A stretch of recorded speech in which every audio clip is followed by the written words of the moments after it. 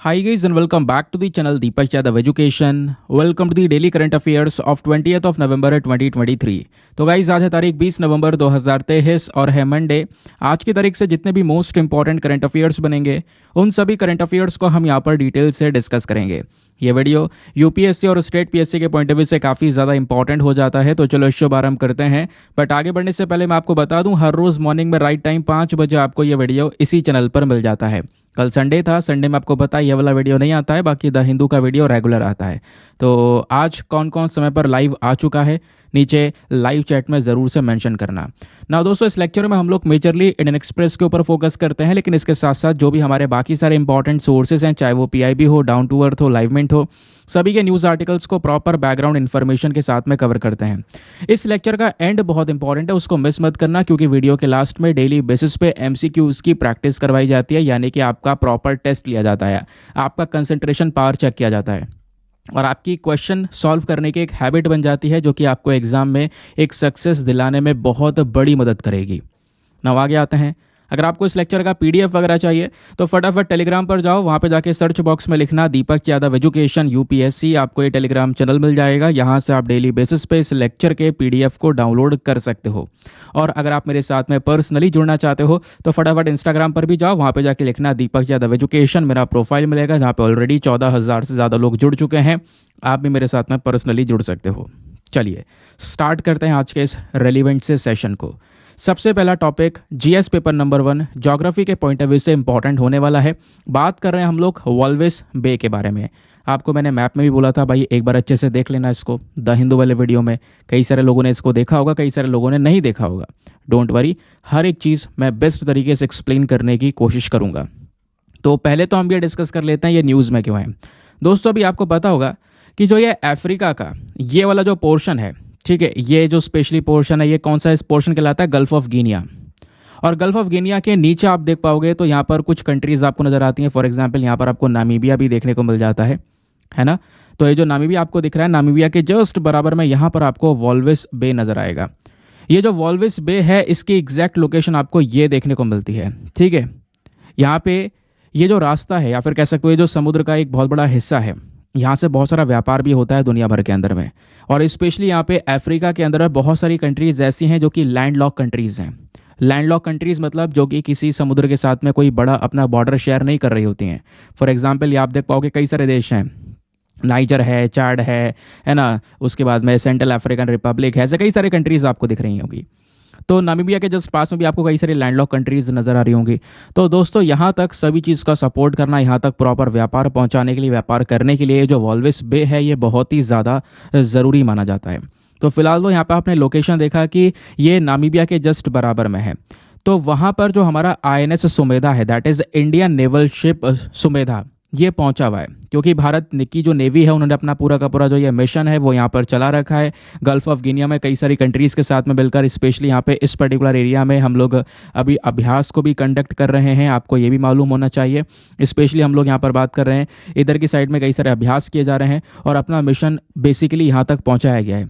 तो वॉल्विस बे कई सारे कारणों की वजह से न्यूज़ में है, तो आपने इसके बारे में ज़रूर से पता होना चाहिए। ये न्यूज़ आपको समझ में आई। अब दोस्तों वॉल्विस बे क्या है, यहाँ पर जो बे होता है आप देख पाओगे समुद्र में एक छोटा सा इस तरीके का कोई हिस्सा होता है, जैसे गल्फ होता है उस तरीके का हिस्सा होता है, जो कि समुद्र से थोड़ा सा अलग आपको देखने को मिलेगा, ठीक है। नामीबिया के जस्ट बराबर में हमको ये नज़र आता है और यहाँ पे बहुत सारे शिपिंग रूट्स आपको देखने को मिल जाते हैं। जहाज़ जाने के आने के कई सारे रास्ते यहाँ से आपको नजर आएंगे, ठीक है।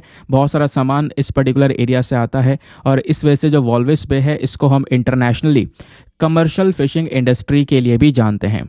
ये कहाँ पर स्थित है, अटलांटिक ओशन में स्थित है, क्योंकि ये जो ओशन की अभी हम बात कर रहे थे, ये जो पर्टिकुलर ओशन आपको दिख रहा है जिसमें वॉल्विस बे है एग्जैक्टली, ये हमारा अटलांटिक ओशन कहलाता है। दोस्तों समझ गए, बात क्लियर हो गई। चलिए आगे आते हैं। उसके बाद बोला जा रहा है कि जो लोकेशन है ये कहीं ना कहीं एक गेट बन जाती है, एक ऐसा रास्ता बन जाती है, एक ऐसा पोर्ट यहाँ पर भी आपको नजर आएगा जिसके माध्यम से अफ्रीकन कंट्रीज जो लैंड लॉक कंट्रीज है वो दुनिया भर के साथ में व्यापार कर पाती हैं, ठीक है। क्योंकि यहाँ पर ये बे है, यहीं पर बंदरगाह है, यहीं पर पोर्ट भी है, तो ये सारी कंट्रीज़ अगर व्यापार करना हो इन्हें तो एक बढ़िया चांस है इनका कि भाई इस वाले पर्टिकुलर पोर्ट तक अपना सामान पहुंचाना, यहीं से उसको एक्सपोर्ट करना, और कोई सामान इंपोर्ट करना तो पहले यहाँ पहुंचेगा और सीधा उसके बाद जाकर ये अफ्रीकन इन कंट्रीज़ में पहुंचेगा। आई होप इस बात को मेरी आप क्लियरली समझ रहे होंगे। नाउ क्वेश्चन यहाँ पर यह है कि जो ये वॉल्विस बे आपको देखने को मिलेगा ये नामीबिया के जस्ट बराबर में है। ठीक है, एक नदी बहती है, कौन सी नदी? क्विसिप रिवर। क्विसिप रिवर के जस्ट एकदम फ्रंट पर, उसके मुंह पर यहाँ पर आपको ये वॉल्विस बे देखने को मिल जाता है। ये आप देख पाओगे, ये है क्विसिप नदी, इस तरीके से बहकर आ रही है। ये जस्ट यहाँ पे इस तरीके से अटलांटिक ओशन में गिरती है। जस्ट इस नदी के बिल्कुल टिप पर किनारे ही ये वॉल्विस बे एग्जैक्टली लोकेटेड है। अब हम बात करते हैं आईएनएस सुमेधा के बारे में, जिसने अपने ऑपरेशंस को यहाँ तक कंडक्ट किया है। आईएनएस सुमेधा ये दोस्तों यहाँ पे हमारे भारत के थ्रू खुद का बनाया हुआ एक शिप है, एक जहाज़ है। इसको हमने इंडिजीनियसली डिज़ाइन किया था और इसको किसने बनाया है? गोवा शिपयार्ड लिमिटेड के माध्यम से इसको बनाया गया। दोस्तों आईएनएस सुमेधा को इंडियन नेवी को सौंप दिया गया था 7 मार्च 2014 में। ये हमारी भारत की नेवी के ईस्टर्न फ्लीट का ही एक हिस्सा है। आईएनएस सुमेधा, इस जहाज़ का मेन काम क्या है? इस जहाज़ का मेन काम है हमारे समुद्र की सुरक्षा करना, स्पेशली जो एक्सक्लूसिव इकोनॉमिक जोन होता है, यानी समुद्र का ऐसा हिस्सा जो कि हमारे देश की टेरिटरी के कंट्रोल में होता है। तो उस पर्टिकुलर एरिया में दस्तक मारना, जो पायरेट्स होते हैं, जो समुद्री लुटेरे होते हैं, उनके खिलाफ ऑपरेशंस को चलाना, उनके खिलाफ यहाँ पर दस्तक मारना, मैरीटाइम सिक्योरिटी प्रोवाइड करना, समुद्र की सुरक्षा की बात करना। तो ये सारे प्राइमरी और मेन फंक्शंस हैं हमारे आईएनएस सुमेधा के।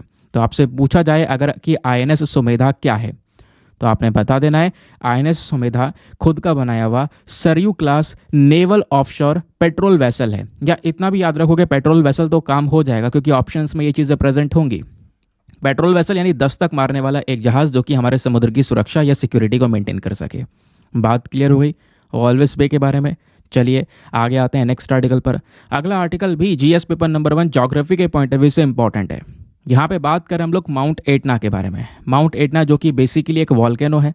इस वॉल्केनो से कई सारे प्रकार के जो डेंजर हैं या चिंताएं हैं वो यहाँ पर बढ़ती चली जा रही हैं। ये वॉल्केनो बहुत ही ज़्यादा एक्टिव वॉल्केनो है, कई बार विस्फोट हुआ है और अभी भी विस्फोट होने के चांसेस हैं, जिस वजह से ये न्यूज़ में है। चलो अब डायरेक्टली हम बेसिक चीज़ों को डिस्कस करेंगे, यानी कि जो चीज़ एग्जामिनेशन में आपसे पूछी जाएगी। तो दोस्तों माउंट एटना क्या है? यह यूरोप का सबसे ज़्यादा एक्टिव वॉल्केनो। एक्टिव वॉल्केनो कौन सा होता है? ऐसा वॉल्केनो जिसके चैम्बर भरे हुए होते हैं, जिसमें बहुत सारा मैग्मा प्रेजेंट होता है और वो कभी भी या बार बार विस्फोट होता रहता है। और मैं आपको बता दूं ये एक एक्टिव वॉल्केनो है, प्लस दुनिया का एक लार्जेस्ट वॉल्केनो भी है। यहाँ पर बहुत सारी वॉल्केनिक एक्टिविटी देखी गई हैं। 1500 BC के आसपास भी हमने बड़ी बड़ी वॉल्केनिक एक्टिविटीज़ देखी थी। ये एग्जैक्टली कहाँ पे लोकेटेड है? तो इटली में लोकेटेड। ध्यान रखना, वेरी वेरी इंपॉर्टेंट। डायरेक्टली आपसे वनडे एग्जामिनेशन में कई सारे क्वेश्चंस पूछे जा सकते हैं। तो दोस्तों ये पूरा यूरोप आपको दिख रहा होगा। ये नीचे यहाँ पर आपको इटली नजर आएगी, इटली के कैपिटल रोम नजर आएगा। इटली का काफ़ी बड़ा एरिया जो है ना वो समुद्र में समाया हुआ है। समाया कहना सही नहीं होगा, समुद्र में भी बसा पड़ा है। ये आप देख पाओगे मेडिटेरेनियन सी है नीचे। तो ये पोर्शन ये सब इटली का है दोस्तों। इटली में एक शहर पड़ता है, यहाँ पर आप देख पा रहे होंगे सिसिली।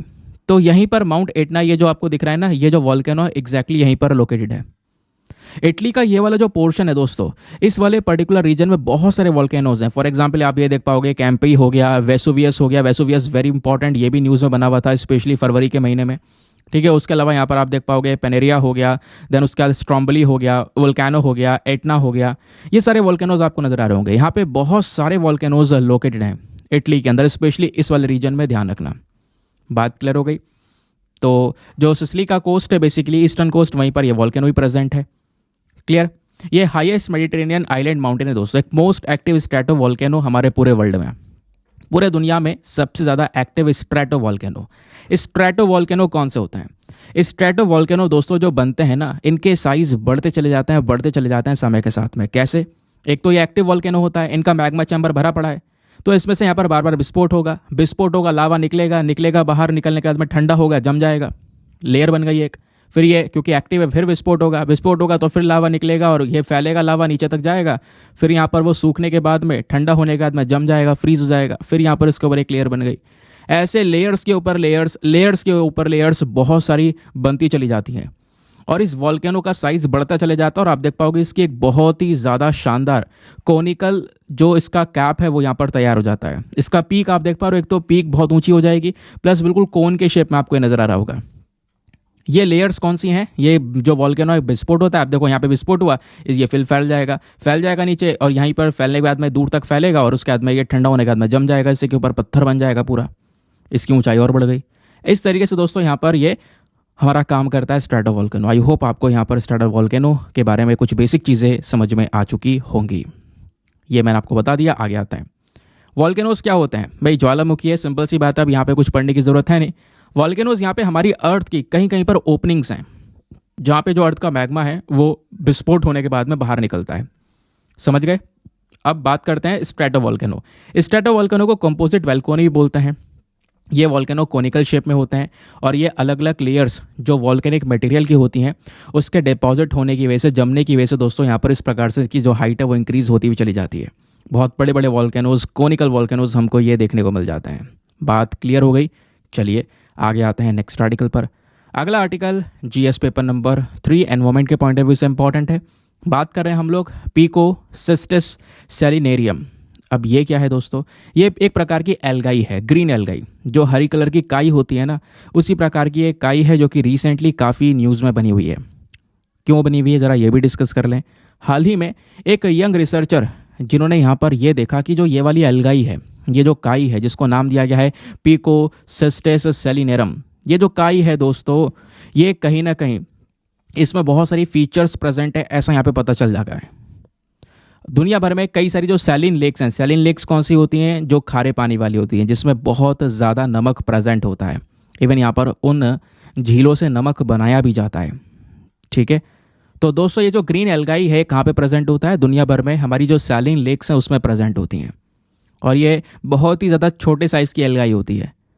और इंडिया में कहाँ पे पाई जाती है, इंडिया में राजस्थान के अंदर एक लेक है sambar lake, very very important, SSC के अंदर डायरेक्टली एक क्वेश्चन बना था सांभर लेक को लेकर। सांभर लेक भारत की सबसे बड़ी सैलिन वेटलैंड है दोस्तों, सैलाइन वेटलैंड, यानी कि सबसे ज़्यादा खारा पानी, नमकीन पानी वहीं पर प्रेजेंट है। बहुत सारा नमक, बहुत सारा जो सॉल्ट है बेसिकली वो यहाँ पर इस झील से बनाया भी जाता है, नमक बनाया जाता है। और इस सांभर लेक को हम लोगों ने एज अ रामसर साइट भी डेजिग्नेट किया हुआ है, यानी इसको एक वेटलैंड, मतलब इंटरनेशनल वेटलैंड का एक इंपॉर्टेंस दिया गया है।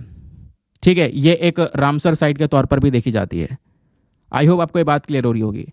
तो दोस्तों ये जो झील है राजस्थान के अंदर में, इसमें बहुत सारा पानी अलग अलग नदियों से आता है, अलग अलग 5 नदियों से। कौन कौन सी नदी है, सामोड, खारी, मंथा, खांडेला, मेड़ता एंड रूपनगढ़। इस तरीके की कई सारी नदियां हैं जो कि यहाँ पर इसमें पानी बेचती हैं, और ये पानी जो है लेक इस पानी को रिसीव करता है। बात क्लियर हो गई। आई होप आपको यहाँ पर ये बात अच्छे से समझ में आ चुकी है। चलिए आगे आते हैं। तो दोस्तों राजस्थान के अंदर जो ये लेक सांबर है, इसी में ये जो एल्गाई है वो प्रेजेंट आपको देखने को मिल जाता है। बात क्लियर हो गई। ये बहुत ही ज़्यादा यूनिक ऑर्गेनिज्म है, बताया जाता है। यूनिक ऑर्गेनिज्म इसलिए है क्योंकि ये फोटोसिंथेसिस के प्रोसेस को बढ़ा देता है, एटीपी सिंथेसिस के प्रोसेस को यहाँ पर इंक्रीज करने में मदद करता है। एग्जैक्टली ये कुछ इन्फॉर्मेशंस हमारे सामने निकल कर आई हैं। तो आपसे अगर कुछ पूछा जाए स्पेशली सांबर लेक को लेकर, तो आपसे लोकेशन पूछ जा सकती है, बता देना भाई राजस्थान के अंदर है। दूसरा आपसे पूछा जाएगी पिकोसिस्टिस सेलिनेरियम, ये क्या है, तो एक प्रकार का ग्रीन एल्गाई है, ये भी आपने ध्यान में रखना है। ठीक है, आई होप आपको ये क्लियर हो चुका होगा। अच्छा, तो कहोगे इसमें नया क्या है। नया यह है कि ये वाली एल्गाई, ये काई भारत में पहली बार, फर्स्ट टाइम स्पॉट की गई है। भारत में पहली बार ये एल्गाई पाई गई है, कहाँ पर, केवल और केवल सांभर लेक में। इस वजह से दोस्तों यहाँ पर ये न्यूज़ में है, और यही एक इंपॉर्टेंट पोर्शन है जो कि आपके एग्जाम में इस क्वेश्चन को ला सकता है। आगे आते हैं नेक्स्ट आर्टिकल में। एशियन डेवलपमेंट बैंक के बारे में डिस्कशन किया जा रहा है, आओ फटाफट बात करेंगे। इंपॉर्टेंट है specially for the GS paper number 2 important international institutions and GS paper number 3 economy. तो न्यूज़ ये है कि हाल ही में भारत ने $400 मिलियन का एक policy based loan agreement sign कर लिया है इस एशियन डेवलपमेंट बैंक के साथ में, जिससे बहुत सारा जो पैसा है वो हमारे पास में आएगा, जिससे हम बहुत ज़्यादा अर्बन इंफ्रास्ट्रक्चर क्रिएट करेंगे, सर्विस डिलीवरीज को इंप्रूव करेंगे, गवर्नेंस सिस्टम्स को और ज़्यादा प्रमोट करने का काम करेंगे। इसलिए दोस्तों एग्रीमेंट साइन किया गया। That is why Asian development bank चर्चा में है। तो एशियन डेवलपमेंट बैंक क्या है, ये एक मल्टीलेटरल डेवलपमेंट बैंक है। कई सारे जो कंट्रीज़ है वो इस बैंक का हिस्सा हैं। इस बैंक को बनाया गया था 19 दिसंबर 1966 में। ये कुछ बेसिक बात है जो ध्यान में इतनी रखनी नहीं होती हैं। मिशंस की बात करेंगे तो एशियन डेवलपमेंट बैंक का जो मेन काम है वो है इकोनॉमिक ग्रोथ को प्रमोट करना, प्लस यहाँ पे जो हमारी एशिया और पैसिफिक रीजन के अंदर जितने भी कंट्रीज़ हैं, एशिया पैसिफिक कंट्रीज स्पेशली जिसको हम बोलते हैं, उन देशों के बीच में कोऑपरेशन बना के रखना। बाकी एशियन डेवलपमेंट बैंक के कुछ मेन फंक्शंस हैं। ये हमारे मेंबर्स को, हमारे अलग अलग मेंबर्स को सपोर्ट करने का काम करता है, क्योंकि एशियन डेवलपमेंट बैंक में कई सारी देश जो है इसका हिस्सा है। सिंपल सी बात है, अभी मैंने आपको बताया कि भाई मल्टी मेंबर डेवलपमेंट बैंक है ये। तो कई सारी कंट्रीज़ जो इसका हिस्सा है उनको ये सपोर्ट करता है। ये बैंक उनको लोन देता है, टेक्निकल सपोर्ट प्रोवाइड करवाता है, पैसों का ग्रांट प्रोवाइड करवाता है, इन्वेस्टमेंट्स करता है, ताकि उस पर्टिकुलर एरिया की या उस देश की सोशल और इकोनॉमिक डेवलपमेंट को और ज़्यादा अच्छा किया जा सके। बात क्लियर हो गई। अब बात करेंगे मेंबर्स की। तो एशियन डेवलपमेंट बैंक में टोटल यहाँ पर आपको 68 मेंबर्स देखने को मिलते हैं, जिसमें से 49 तो सीधा सीधा एशिया के मेंबर्स हैं, ठीक है, एशिया और पैसिफिक के, और बाकी 19 जो हैं एशिया पैसिफिक से बाहर के मेंबर्स हैं। इसको कौन चलाता है? तो बोर्ड ऑफ गवर्नर्स के माध्यम से पूरा ये एशियन डेवलपमेंट बैंक को रन किया जाता है दोस्तों। बात क्लियर हो गई। और इसमें यहाँ पर वोटिंग सिस्टम भी है, तो यहाँ पर कुछ कंट्रीज जिनके पास में वोटिंग पावर भी होती है, एक पर्टिकुलर इशू को लेकर वोटिंग वगैरह कर सकती हैं। 2022 तक अगर हम बात करेंगे तो एशियन डेवलपमेंट बैंक के सबसे बड़े 5 शेयर होल्डर्स हैं, यानी इस बैंक के अंदर में 5 ऐसे देश जिनके पास में सबसे ज़्यादा शेयर होल्डिंग है, सबसे ज़्यादा पावर्स हैं। तो सबसे पहला है यूएसए के पास में यूएसए के साथ साथ जापान। ये 2 कंट्रीज ऐसी हैं जिनके पास में इस बैंक का 15.6% का टोटल शेयर है, मतलब टोटल शेयर में से 15.6% इनके पास में। और चाइना सेकंड नंबर पर है, चाइना के पास में 6.4 है, और इंडिया के पास में 6.3 है, और ऑस्ट्रेलिया के पास में 5.8। तो इंडिया भी यहाँ पर इसमें आता है, जो कि कहीं ना कहीं एक सबसे बड़ा लार्जेस्ट शेयर होल्डर्स की कैटेगरी होती है, स्पेशली यहाँ पर किसके फॉर्म में? एशियन डेवलपमेंट बैंक के फॉर्म में। अब ये जो बैंक है पैसा कमाता कहाँ से है? तो इसके पास में इसके मेंबर्स के माध्यम से कंट्रीब्यूशन आता है, कुछ पैसा ये लेंड करते हैं, जब देते हैं तो वहाँ से अर्निंग्स यहाँ पर करते हैं, है ना, लोन जो देते हैं वो वापस से आते हैं इनके पास में। तो अलग अलग प्रकार की जो चीज़ें हैं जिससे यहाँ पर इस पूरे ऑर्गेनाइजेशन को फंडिंग मिलती है। At the last one day examinations में या कई सारे एग्जामिनेशंस में आपसे क्वेश्चन बन सकता है कि इसका हेडक्वार्टर कहाँ पर है। तो एशियन डेवलपमेंट बैंक का हेडक्वार्टर है मनीला के अंदर में, जो कि फिलीपींस के अंदर में लोकेटेड है। बात क्लियर हो गई। चलो आते हैं अगले आर्टिकल पर। नेक्स्ट आर्टिकल में one station one product scheme के बारे में डिस्कशन किया जा रहा है। तो हाल ही में चर्चा में आया है दोस्तों, वन स्टेशन वन प्रोडक्ट, ये जो पूरा इनिशिएटिव है ये हमारे भारतीय रेलवे का है, इंडियन रेलवे का इनिशिएटिव है। और इस इनिशिएटिव के तहत यहाँ पर हम क्या करते हैं, हम लोकल पीपल्स को, जो लोकल लोग हैं उनको एक मौका देते हैं कि वो अपना खुद का एक आउटलेट लगा सकते हैं स्टेशन पर, जो हमारा रेलवे स्टेशन है उस पर आउटलेट लगा सकते हैं, और जो उनकी खुद की बनाई हुई चीज़ है, खुद का बनाया हुआ प्रोडक्ट है, उसको सेल कर सकते हैं, बेच सकते हैं। आपको पता है कि स्टेशन पर इतना जो आउटलेट मिल पाना इतना आसान नहीं है, बट यहाँ पर इस particular one station one product के माध्यम से जो लोकल पीपल है उनको ये आउटलेट सेल करने की बात की जाती है, ताकि वो अपने जो खुद का बनाया हुआ सामान है उसको वो बेच सकें। समझ गए? तो दोस्तों ये जो one station one product initiative है ये हमारे देश के लगभग ऑलरेडी 1037 स्टेशन के अंदर में ऑलरेडी चल रहा है। तो ये इस तरीके से आप देख पाओगे स्टेशन पर, जैसे रेलवे स्टेशन है, रेलवे स्टेशन पर ये आप देख पाओगे वन स्टेशन वन प्रोडक्ट का ये पूरा का पूरा एक आउटलेट प्रोवाइड करवा दिया इन महिला को। अब ये इनका खुद का उगाया हुआ कुछ सामान होगा एग्रीकल्चर से या फिर कोई ऐसी चीज़, तो वो यहाँ पर इसको सेल कर रही हैं, जिससे बहुत अच्छा ये अर्न भी कर सकती हैं, ऐसा आप कह सकते हो। क्योंकि वहाँ पर बहुत ज़्यादा पब्लिक रहती है, बहुत सारी पब्लिक हमेशा वेट करती रहती है वहाँ पर, है ना, कभी ट्रेन आएगी जाएगी, पब्लिक उतरती है चढ़ती है, तो बहुत सारी चीज़ें हैं यहाँ पे, लोगों का अट्रैक्शन बनता है, लोग यहाँ पर जाते भी हैं, पूछते भी हैं, पसंद आएगा तो खरीदेंगे भी। समझ गए? तो एक यहाँ पर अर्निंग का बढ़िया सोर्स हो जाता है। तो ये जो one station one product scheme है ये इंडियन रेलवे का इनिशिएटिव है, ध्यान रखना। मिनिस्ट्री ऑफ रेलवेज के अंदर में सारा कुछ काम करता है, ऑब्वियसली बात है, रेलवे का मंत्रालय चलाएगा इसको। दूसरी बात दोस्तों, यहाँ पर इसको लॉन्च किया गया है एक विजन के साथ में, प्रमोट वोकल फॉर लोकल। जो अपनी लोकल क्वालिटीज़ हैं, हमारे लोकल प्रोडक्ट्स हैं, उसको ज़्यादा से ज़्यादा प्रमोट करना हमारा एक स्पेशल पर्पज़ है। प्लस ये जो स्कीम है ये हमें एक क्या करता है, एक सेल आउटलेट प्रोवाइड करवाता है, ठीक है। एक आउटलेट हमको मिलेगा स्पेशली लोकल पीपल को, ताकि वो अपने प्रोडक्ट्स को बेच सकें, जो भी उन्होंने यहाँ पर बनाया है या फिर जो भी सामान वो बेचते हैं अपने घर में बना रहे हैं। तो ये जो स्कीम है इसको डिज़ाइन किया है किसने? National institute of design Ahmedabad ने। इसका मेन मकसद है कि हर एक रेलवे स्टेशन के पास में इस प्रकार का एक हब इस प्रकार का यहाँ पर होना चाहिए, एक मैन्युफैक्चरिंग, ताकि जो इंडिजीनियस मैन्युफैक्चरिंग है उसको प्रमोट कर सकें। इस स्कीम के तहत दोस्तों यहाँ पे जो अलॉटमेंट दिया जाता है ये कुछ एलिजिबल एप्लीकेंट्स को दिया जाता है। इसके लिए सारी चीज़ें चलती हैं, एप्लीकेशन फाइल होती है और रोटेशन बेसिस पे होता है। ऐसा नहीं कि केवल यहाँ पर एक व्यक्ति को दे दिया तो हमेशा लाइफ टाइम के लिए मिल चुका है, नहीं दोस्तों। कुछ समय तक यहाँ पर ये लगाएंगे, फिर इसमें यहाँ पर कोई और जो व्यक्ति है उसका रोटेशन में नंबर आएगा, है ना, फिर कुछ समय बाद फिर इनका नंबर आएगा, तो ऐसे रोटेशन चलता रहता है, जिससे हर एक व्यक्ति को सपोर्ट मिल सके, थोड़े थोड़े समय तक तो एटलीस्ट वो अच्छी इनकम को जनरेट कर सकें। समझ गए? तो इस स्कीम की शुरुआत मतलब टेस्टिंग वगैरह तो खैर 25 मार्च 2022 में की गई थी। इस स्कीम का मेन मकसद है जो लोकल पीपल हैं, लोकल आर्टिजन्स, कारीगर हैं, पॉटर्स हैं, कुम्हार हैं, बुनाई कढ़ाई कर रहे हैं, ट्राइबल्स हैं, उनको हेल्प मिल सके। और जितने भी एलिजिबल एप्लीकेंट होते हैं, यानी कि जो भी पर्सन एलिजिबल है कि हाँ वो यहाँ पर इस स्टेशन पर ये अपना आउटलेट लगा सकता है, तो जो एलिजिबल एप्लीकेंट होता है उनको एक टेम्पररी स्टॉल दिया जाता है, एक किनारा दिया जाता है स्टेशन पर 15 दिन के लिए। 1,000 रुपये उनको पे करने पड़ते हैं रेलवेज़ के साथ में। देन उसके बाद में आप कह सकते हो ये जो है पूरा का पूरा एरिया मिल जाता है और वहाँ पर वो आराम से अपनी सामान को सेल कर सकते हैं। क्लियर हो गया। और जो ये सेल आउटलेट्स है दोस्तों, जैसे मैंने आपको बोला, ये काम रोटेशन बेसिस पर करेगा। कुछ समय के लिए कुछ समय के लिए कोई और आएगा, कुछ समय के लिए कोई और आएगा। तो इस तरीके से वो अपने अपने प्रोडक्ट्स को सेल करेंगे। समझ गए। थोड़े थोड़े समय के लिए सभी को यहाँ पर ये इनकम जनरेशन का एक मौका दिया जाएगा। नेक्स्ट आर्टिकल में तड़ोबा अंधेरी टाइगर रिजर्व के बारे में डिस्कशन किया जा रहा है। अगेन इंपॉर्टेंट है। तड़ोबा अंधेरी टाइगर रिजर्व एक इंपॉर्टेंट टाइगर रिजर्व है जो कि काफ़ी बार चर्चा में आ चुका है। वैसे मगर मैं बताऊँ तो आपने ध्यान में रखना है इसका लोकेशन बहुत इंपॉर्टेंट है। तो महाराष्ट्र के अंदर में ये टाइगर रिजर्व महाराष्ट्र का सबसे बड़ा और ओल्डेस्ट टाइगर रिजर्व। महाराष्ट्र में स्पेशली जो चंद्रपुर डिस्ट्रिक्ट है वहाँ पर लोकेटेड है। महाराष्ट्र कहाँ पर है ये आपको देखने को मिल जाएगा। महाराष्ट्र कई सारे स्टेट्स के साथ में अपनी बाउंड्रीज को शेयर करता है। नॉर्थ में अगर आप देखोगे तो गुजरात है, मध्य प्रदेश है। देन उसके बाद में वेस्ट में अगर आप देखोगे, सॉरी ईस्ट में देखोगे तो छत्तीसगढ़ है। नीचे साउथ में देखोगे तो तेलंगाना है, कर्नाटका है, गोवा है। और जस्ट यहाँ पर ईस्ट में देखोगे तो यहाँ पर वेस्ट में देखोगे तो यहाँ पर अरेबियन सी आपको नजर आती है। समझ गए। ऊपर दादर एंड नागर हवेली भी आपको, Dadar Nagar Haveli and Daman and Diu भी आपको नजर आएगा, जो कि हमारी एक यूनियन टेरिटरी है। तो ये सारे के सारे यहाँ पर लोकेशन है, ये सारी बाउंड्रीज हैं जिसको आप ध्यान में रख सकते हो। तो ये जो नाम है तड़ोबा टाइगर रिजर्व, इस टाइगर रिजर्व का नाम ऐसा क्यों दिया गया? जो नाम है ना तड़ोबा, तड़ोबा मतलब क्या है? तड़ोबा बेसिकली अगर आप देखोगे तो एक गॉड का नाम है, एक भगवान का नाम है।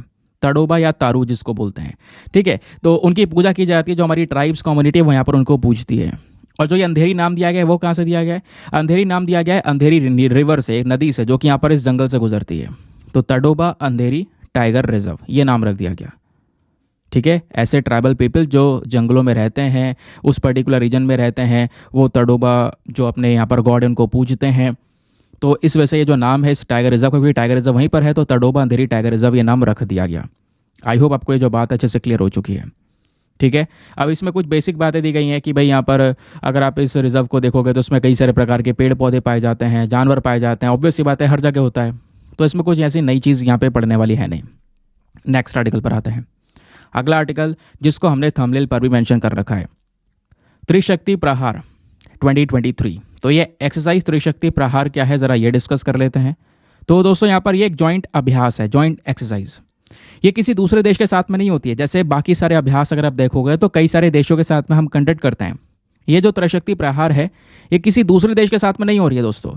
यहाँ पर हमारी जॉइंट मिलिट्री एक्सरसाइज है, यानी इसमें हमारी भारत की आर्मी, भारत की नेवी और भारत की एयरफोर्स, इन तीनों के बीच में दोस्तों इस अभ्यास को कंडक्ट किया जाता है।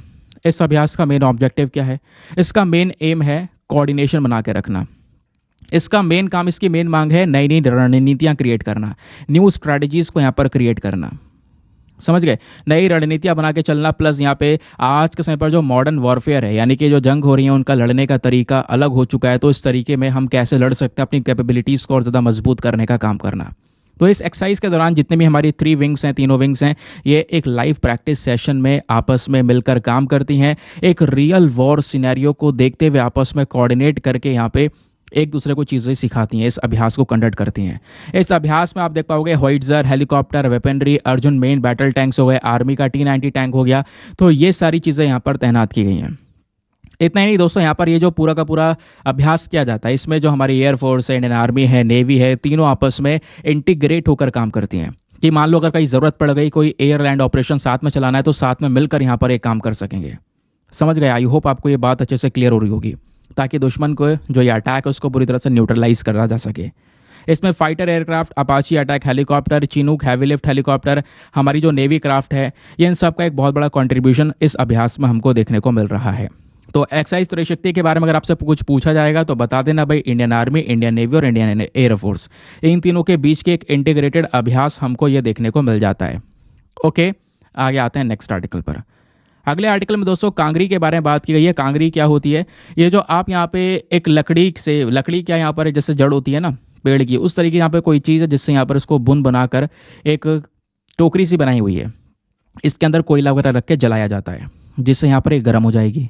अब गर्म हो जाएगी तो उस पर पैर पे रखा हुआ है, आप देख पाओगे, क्योंकि वहाँ पे ठंड पड़ रही है। तो इस चक्कर में यहाँ पर एक इंसान भी इस टोकरी को अपने आसपास रख के गर्मी महसूस कर सकता है। कश्मीर में बहुत पॉपुलर है। तो अभी कांगरी चर्चा में आ चुकी है। क्यों? क्योंकि सर्दियाँ बढ़ती चली जा रही हैं आपको पता है नॉर्थ इंडिया में भी यहाँ पर जो सर्दियाँ हैं, ऑब्वियसली बात है, अब नवंबर आ चुका है तो सर्दियाँ बढ़ रही हैं, नवंबर भी खत्म होने वाला है, यहाँ पर 20 नवंबर आ चुकी है। तो सर्दियाँ और जैसे जैसे आगे बढ़ेंगी तो कश्मीर वैली के अंदर में बर्फ़ जो कह सकते हो जमनी शुरू हो जाएगी, जो टेम्परेचर है -20 डिग्री तक पहुँच जाता है। तो ये जो पुराना ज़माने का तरीका है कि भाई एक फायर पॉट जिसको नाम दिया गया है कांगरी, अब इनकी डिमांड बढ़ती हुई नजर आएगी कश्मीर में। इस वजह से कांगरी चर्चा में है। दोस्तों कांगरी को हम लोग कांगेर या कांगेट के नाम से जानते हैं। ठीक है, ये क्या है? ये एक अर्थनवेयर फिल्ड ग्लोइंग एम्बर है। कहने का मतलब एक हीटर की तरह काम करेगा। ठीक है, इसमें आप कुछ सामान जला के रखोगे, ये हीटर की तरह काम करेगा। इसको पोर्टेबल या मूविंग हीटर भी बोलते हैं। जो कश्मीरी जब अपने फेरन में इसको रखते हैं, फेरन क्या होता है ये मैं आपको ये दिखाता हूँ। ये जैसे आप देख पाओगे कुछ महिलाएं हैं, इन्होंने ये जो ऊपर पहना हुआ है, या लंबा सा ओवरकोट जैसा जो पहना हुआ है, बहुत ही ज़्यादा गर्म होता है। ये ठंड में बहुत ज़्यादा हेल्प करता है इंसान को गर्म रखने के लिए।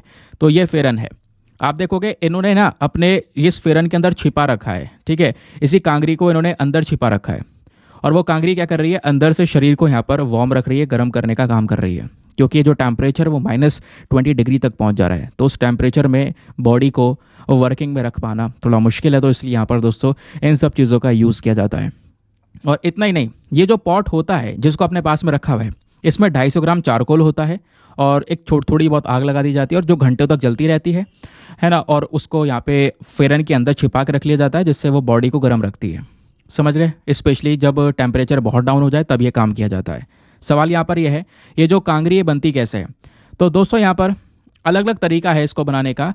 जो हमारा नॉर्थ कश्मीर है वहाँ पे वेटलैंड जितने भी हैं, यानी कि झीलें वगैरह हैं, वहाँ पर कुछ चीज़ें पाई जाती हैं, इसको बोलते हैं वेलो विकर रीड्स। इनसे यहाँ पर बनाया जाता है। ठीक है, ये जो रीड्स हैं काफ़ी लंबी लंबी ग्रो होती हैं और ग्रो होने के बाद में इनको निकाला जाएगा। निकालने के बाद में इनको सुखाया जाएगा, बॉईल किया जाएगा, सुखाया जाएगा फिर से, देन उसके बाद में इनको भुना जाएगा। भुनने के बाद में पॉट बनाया जाएगा जिसके अंदर ये सामान रख के यहाँ पर जलाया जाता है। और ये हमारा एक अर्थनवेयर हीटर की तरह काम करता है, इंसान को गर्मी प्रोवाइड करवाता है। फिर बात आती है इग्ला एस की। कल वाले द हिंदू के वीडियो में भी मैंने आपको इग्ला एस के बारे में बताया था, आपको याद आ रहा होगा। तो बेसिक चीज़ है, ज़रा फटाफट डिस्कस कर लेते हैं। रशिया ने हाल ही में भारत के साथ में एक कॉन्ट्रैक्ट साइन किया है। कॉन्ट्रैक्ट यह है कि रशिया हमको इग्ला एस नाम का जो ये एंटी एयरक्राफ्ट मिसाइल है, ये एयरक्राफ्ट मिसाइल हमको सौंपेगा, हमको देगा और हमको देने के साथ साथ इंडिया के अंदर इसकी मैन्युफैक्चरिंग भी करेगा। तो अभी एक अग्रीमेंट हो चुका है कि रशिया और भारत दोनों मिलकर इस इग्ला एस मिसाइल की मैन्युफैक्चरिंग भारत के अंदर करेंगे। तो क्या है इग्ला एस? इग्ला एस एक man portable air defence system है जिसको मैनपैड बोलते हैं।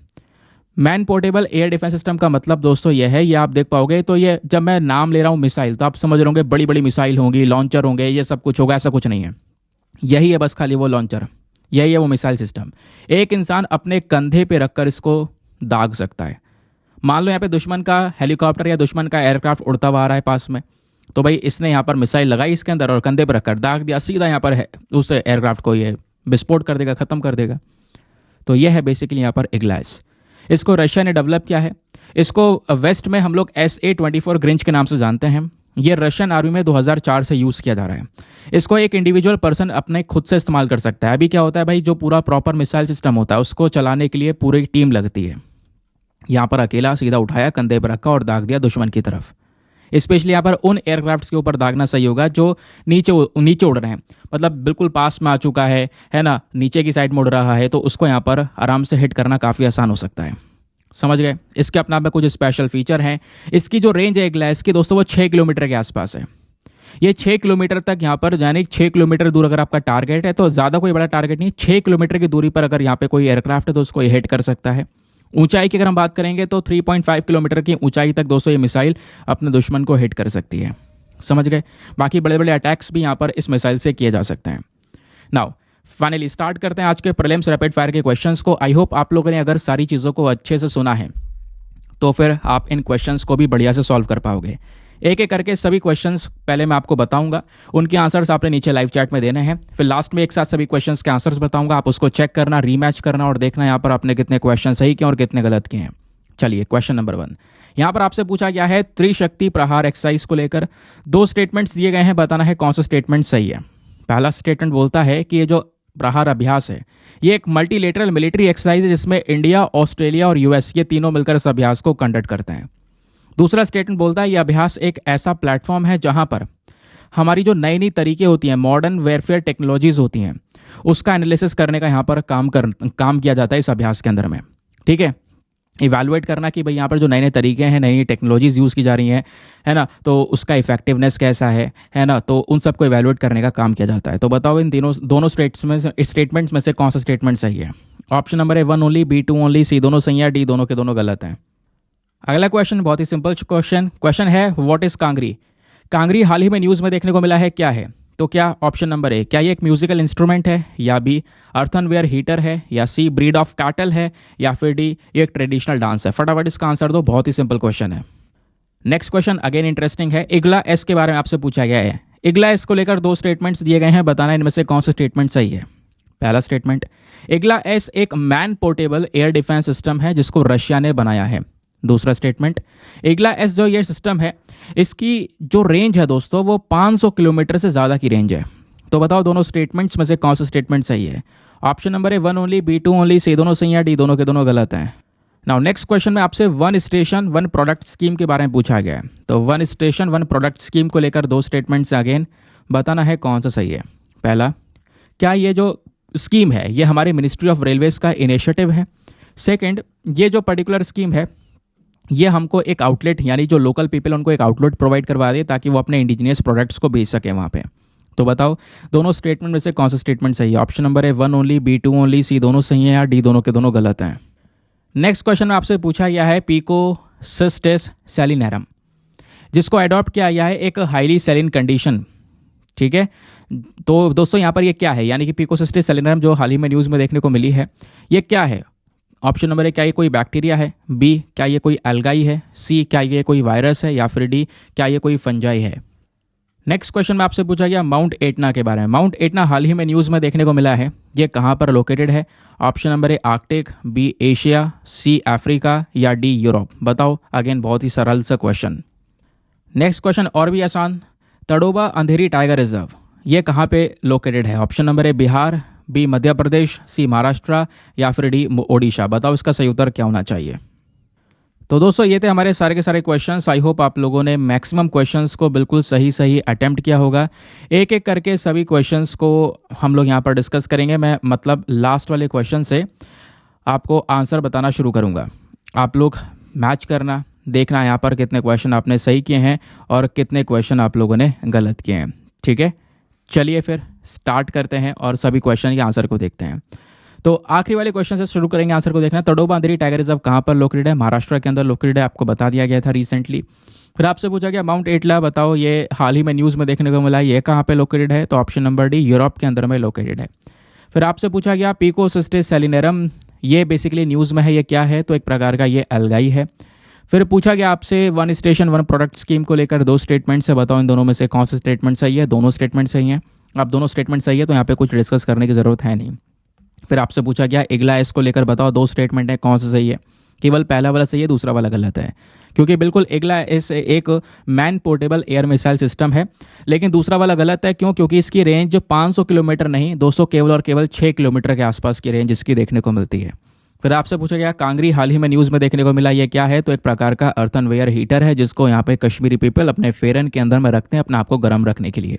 फिर बात आती है त्रिशक्ति प्रहार एक्सरसाइज, बताओ दो स्टेटमेंट्स हैं, इन दोनों में से कौन सा स्टेटमेंट सही है? तो पहला वाला तो सरासर गलत है। एक मल्टीलेटरल मिलिट्री एक्सरसाइज है जिसमें इंडिया, ऑस्ट्रेलिया, यूएस है, ये बोलता है पहला स्टेटमेंट। ऐसा कुछ नहीं है। भारत की इंडियन नेवी, आर्मी और हमारी साथ ही साथ में एयरफोर्स, इनके बीच में दोस्तों इस अभ्यास को कंडक्ट किया जाता है। दूसरा स्टेटमेंट सही है, क्योंकि इसका मेन काम है इवैल्यूएट करना मॉडर्न वॉरफेयर टेक्नोलॉजीज़ को। तो ये था हमारा पूरा का पूरा डिस्कशन। आई होप आपको मज़ा आया होगा। तो क्या स्कोर बना है आपका, ज़रा नीचे कमेंट सेक्शन में ज़रूर से लिख देना। मिलते हैं आपसे अगले वीडियो में। आज के लिए bye bye, have a nice day, thank you and जय हिंद।